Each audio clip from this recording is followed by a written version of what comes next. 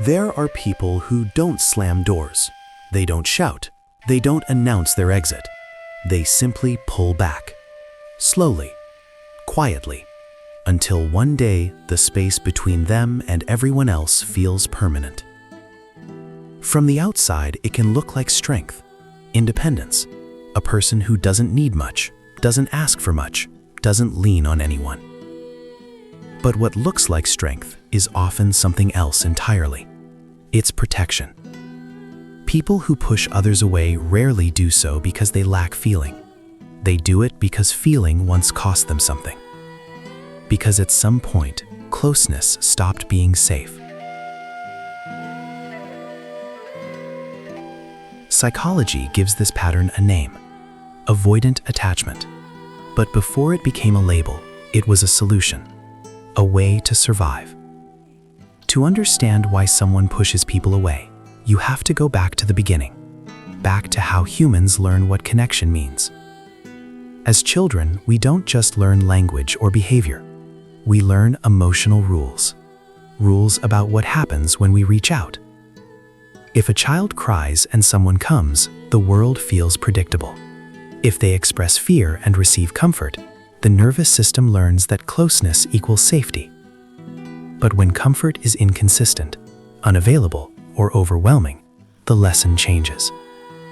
A child learns, depending doesn't work. Needing is dangerous. Showing emotion leads to rejection or control. So the child adapts. And this adaptation is not weakness. It's intelligence. They stop asking. They stop expressing. They stop expecting. They become self-reliant long before they should have to. Over time, this emotional independence hardens into identity. I don't need anyone. I'm fine on my own. I handle things myself. And eventually, this becomes the lens through which all relationships are filtered. What's important to understand is this: people who push others away are not choosing distance for comfort. They are choosing it for safety, because closeness, to them, feels unpredictable. It feels like giving up control. And control once meant survival. On the surface, this can look like emotional coldness. They may seem distant, reserved, hard to read. They may avoid deep conversations or deflect when feelings arise. But beneath that exterior, there is often a nervous system on high alert. This is where psychology and biology meet. The human brain is wired to protect us. When it senses threat, emotional or physical, it responds automatically. For someone with avoidant patterns, intimacy itself triggers that alarm. Not because intimacy is actually dangerous, but because it was once associated with pain, loss, or overwhelm. So the body reacts before logic has a chance. A tight chest, an urge to withdraw, irritation where affection should be. They may not consciously think, I need to push this person away.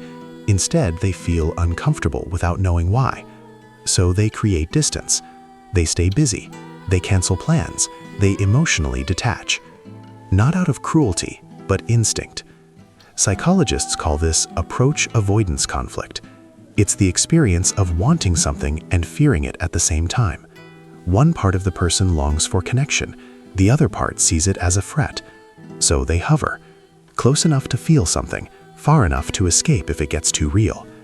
This internal tug-of-war is exhausting. Imagine standing in front of an open door. Behind it is warmth, closeness, intimacy. But every time you step forward, your body remembers a time you walked through a similar door and got hurt. So you stop. You tell yourself you didn't want to go in anyway. That's how people push others away. Not by hatred, but by hesitation. Another misunderstood aspect of this pattern is independence. Independence is often praised in our culture. We admire those who don't rely on others, who seem emotionally untouchable. But for people who push others away, independence isn't just a value, it's armor. Needing someone feels like exposure, like weakness, like handing over power. So they keep their emotional world tightly contained. They may share facts, stories, opinions, but not vulnerability. They may be physically present, but emotionally distant. And here's the paradox. Many of these individuals care deeply. They feel love intensely, but silently. They don't express it easily because expression once led to disappointment. So instead, they show care through actions rather than words, through reliability rather than openness. They may never say, "I need you," but they will quietly show up when it matters. Still, because their care is hidden, others may feel shut out. This creates misunderstanding. The person pushing others away feels overwhelmed and misunderstood. The people around them feel rejected and unimportant. Neither side is wrong. They're just speaking different emotional languages. What makes this pattern so persistent is that it often works, at least in the short term. Distance reduces anxiety. Withdrawal restores a sense of control. But the relief is temporary, because humans are not built for isolation. Even those who push people away still feel loneliness, still feel longing, still feel the ache of connection unmet. They just don't know how to bridge the gap safely. And so the cycle repeats. Connection appears, fear rises, distance is created, loneliness returns. Over and over again. And with each repetition, the belief strengthens. I'm better off alone. But this belief is not truth. It's protection hardened into habit. The most important thing to understand about people who push others away is this. They are not avoiding love. They are avoiding the pain they associate with it. They are not indifferent. They are afraid. Afraid of losing themselves. Afraid of being disappointed. Afraid of being seen and then left. And fear, when left unexamined, builds walls. Walls that keep danger out, but also keep intimacy away. So when someone pushes you away, or when you recognize this pattern in yourself, the question is not, what's wrong with them? The real question is, what did they learn about closeness that made distance feel safer? Because once you understand that, the behavior stops looking like rejection and starts looking like survival. At some point, the strategy that once kept you safe begins to feel heavy. The distance that protected you starts to feel lonely. The independence that once felt empowering starts to feel isolating.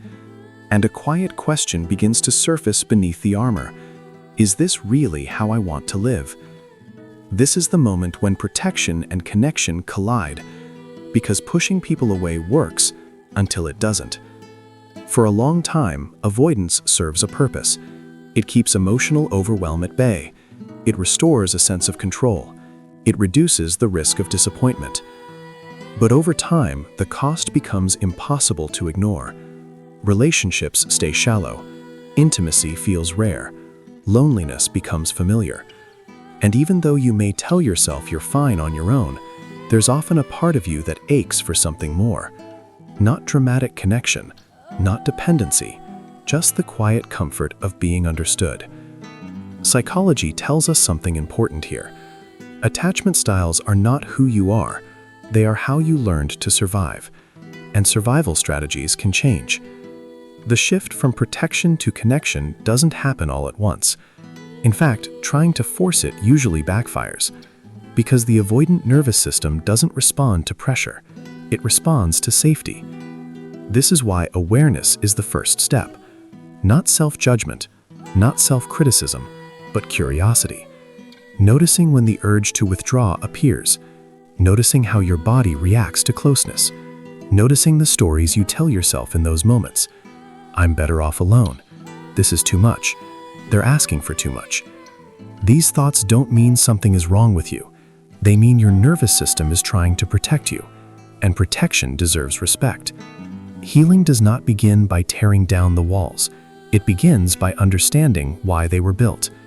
When you recognize that pushing people away was once necessary, something softens. Shame loosens its grip.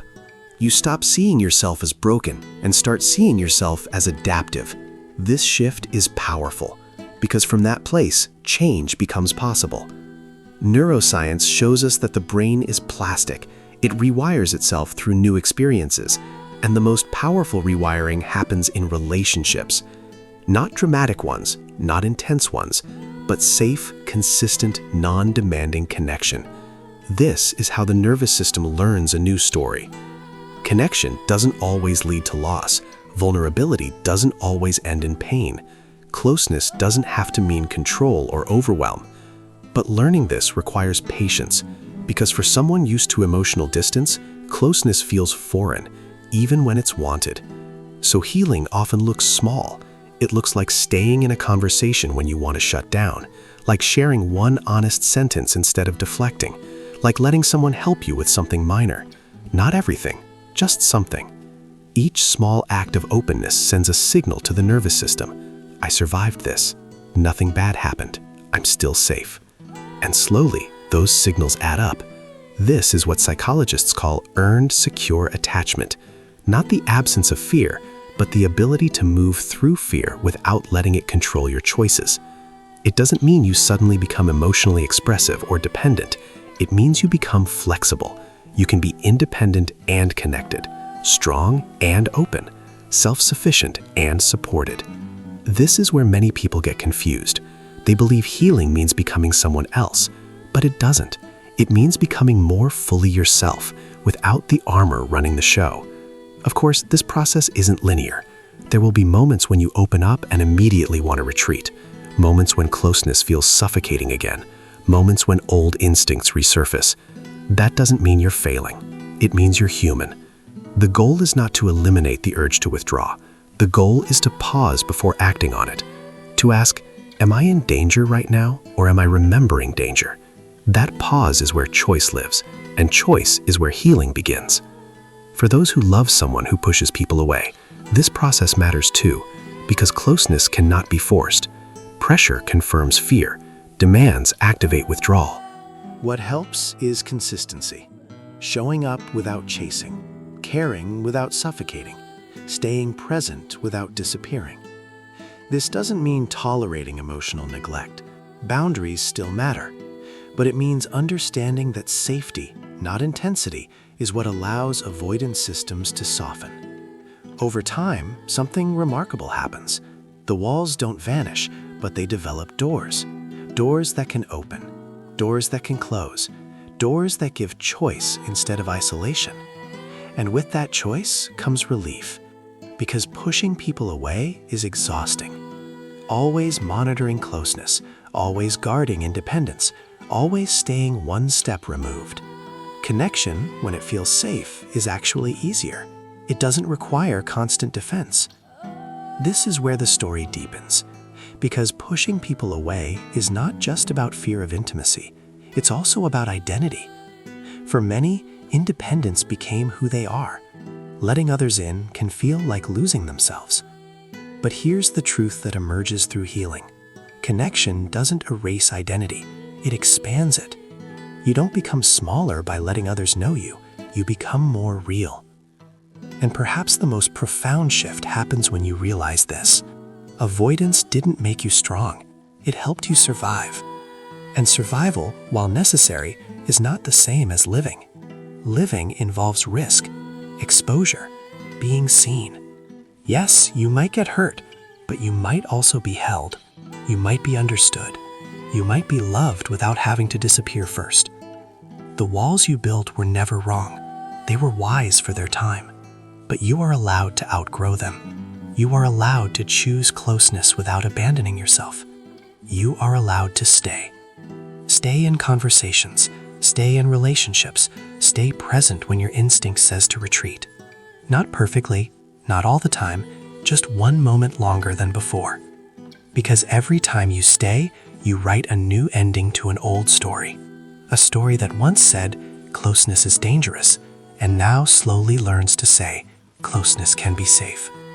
And in that space, between protection and connection, between fear and trust, between survival and living, you don't lose yourself. You finally begin to find yourself.